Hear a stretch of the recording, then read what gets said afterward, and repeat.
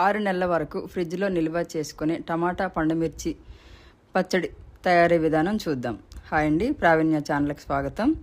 కావలసిన పదార్థాలు: అరకిలో టమాటాలు, అరకిలో పండుమిర్చి, 150 గ్రాముల నూనె, 50 గ్రాముల చింతపండు, అర స్పూన్ పసుపు, మెంతులు స్పూన్, ఆవాలు 2 స్పూన్లు, వెల్లుల్లి పెద్ద సైజు 1.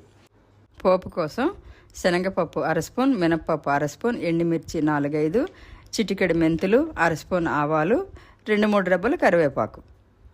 తయారీ విధానం: ముందుగా టమాటాలని పండుమిర్చిని శుభ్రంగా కడిగి పొడి బట్ట తీసుకొని ఫ్యాన్ కింద కానీ ఎండలో కానీ 1 గంట ఆరనివ్వాలి.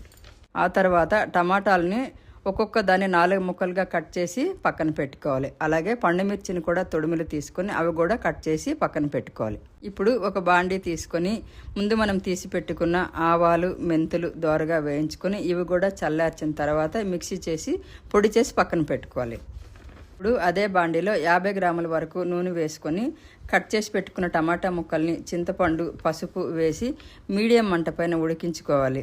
నీరంతా పోయే వరకు చూసి స్టవ్ ఆఫ్ చేసుకోవాలి. ఇది చల్లారేలోపు ముందు మనం కట్ చేసి పెట్టుకున్న పండుమిర్చిని ముక్కలను ఉప్పు మరియు మెత్తగా కాకుండా మరియు బరకగా కాకుండా గ్రైండ్ చేసి పెట్టుకోవాలి. ఇప్పుడు వేరొక కడాయి తీసుకొని ముందుగా మనం తీసి పెట్టుకున్న పోపు దినుసులు వేసుకొని మంటను కాస్త చిన్నగా చేసి 5-6 ఎండుమిర్చీలు, 2 రెబ్బల కరివేపాకు, బరకగా దంచి పెట్టుకున్న వెల్లుల్లిని వేసి స్టవ్ ఆఫ్ చేయాలి.